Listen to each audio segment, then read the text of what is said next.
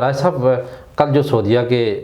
شاہ سلمان صاحب انہوں نے ایران کے صدر صاحب کو فون کیا اور وہاں پہ یہ بڑی برف جو پگھل گئی، ان کے طویل عرصے سے ان کے درمیان میں اختلافات ہیں، لیکن موجودہ جو دورانیہ ہے اس میں بات چیت سے سارے معاملات تو ان کو تو آپس میں کرنا چاہیے نا۔ یہ بہت بڑا تاریخی پیش رفت ہے،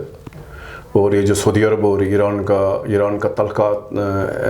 کے بالی کی طرف آنا یہ بہت خوشان بات ہے۔ اس سے اس پورے خطے میں استحکام آئے گا، اور مسلم امہ کو اس وقت جو مسائل درپیش ہیں اس میں جو دیگر جو عوامل کار فرما ہے، اس میں جو سب سے بڑی رکاوٹ ہے سب سے وہ سعودی عرب اور ایران کے آپس کے جو کشیدہ تعلقات ہیں۔ یہ بہت خوشان بات ہے کہ سعودی عرب نے پہل کی ہے، شاہ سلمان نے خط لکھا ہے ایران کے صدر ابراہیم رئیسانی کو، تو یہ بہت اچھی بات ہے میں کہ ایران نے بھی فوری طور پر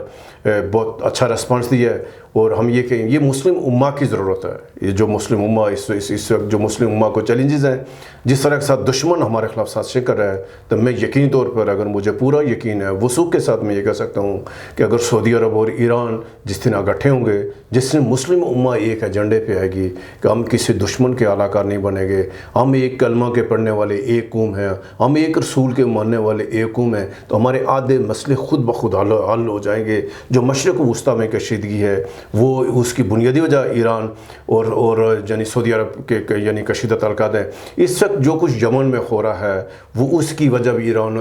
اور سعودی عرب کے کشیدہ تعلقات ہیں۔ اگر ان دو ملکوں کے تعلقات اچھے ہوں گے، اس میں کہتا ہوں کہ جو چین نے کردار ادا کیا ہے ہم چین کے کردار کو سراہتے ہیں۔ یہ جو برف پگھلی ہے سعودی عرب اور ایران کے درمیان، اس میں کلیدی کردار چین کا ہے، اور چین نے ایک بار پھر یہ جو ہمارا خطہ ہے جنوبی ایشیا کا خطہ ہے، یہ جو ایشیا کا خطہ ہے، اس میں چین ایک اپنی دوبارہ ایک بڑے ملک کی حیثیت سے ابھرا ہے، تو یہ بہت خوشان بات ہے۔ میں کہتا ہوں بہت بڑی خبر ہے، اس پر پوری مسلم امہ کو مبارکباد ہونی چاہیے۔ آج پوری دنیا میں خوشی کی، بالخصوص جو یعنی اسلامی ممالک ہیں ان میں ایک جشن ہے، خوشی ہے کہ جو جس خبر کا انتظار تھا کہ سعودی عرب اور ایران کے تعلقات اچھے ہوں تاکہ یہ ساری کی ساری کشیدگی ہو، اس پر ہم ایران اور سعودی عرب کی حکومتوں کو ہم ان کو بھی مبارکباد پیش کرتے ہیں، اور ان کو صرف یہ کہیں گے کہ اب کسی سازش کا شکار نہ ہوں، آپ نے پہل کی ہے، اور سعودی عرب ایران کے تعلقات وقت کی ضرورت ہے اور یہ فوری بحال ہونے چاہیے۔ نہیں، یہ شاہ سلمان صاحب واقعی جو ہے یہ جب سے اقتدار میں آئے ہیں تو بڑی اچھے کام کر رہے ہیں۔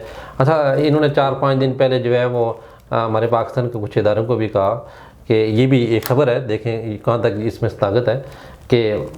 خان صاحب کے حوالے سے جو ہے جس طرح سے جو صورتحال ہے اس کو تھوڑا سا کم کریں اور مل جل کے آپ کام کریں، تو یہ ایسا ہو سکتا ہے۔ دیکھیں ابھی جو کچھ پاکستان میں جو سیاسی کشیدگی ہے اس پہ زیادہ سب کو تشویش ہے، اور جو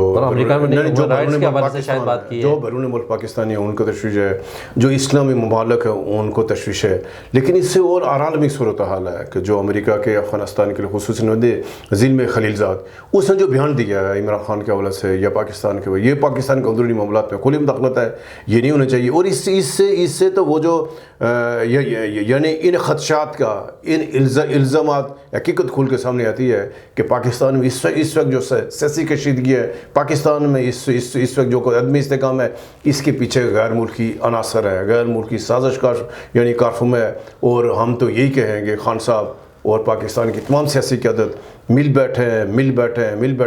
ورنہ دشمن آپ دیکھیں نہیں، آپس میں مل بیٹھیں گے تو کسی کو تو چانس ہی نہیں ہوگا۔ بالکل بچا، انہیں بالکل مل بیٹھ کے کرنا چاہیے۔ راج صاحب اب بار ہم ان کو جو ہے یہی جو ہے وہ اپنے چینلز کے حوالے سے ان کو یہی ریکویسٹ کرتے ہیں کہ مل بیٹھیں، پاکستان کے لیے مل بیٹھیں۔ جی ناظرین، آج کا وقت اختتام پذیر ہوا، مجھے اور راجہ کفیل احمد خان صاحب کو اجازت دیجیے۔ اللہ نگہبان۔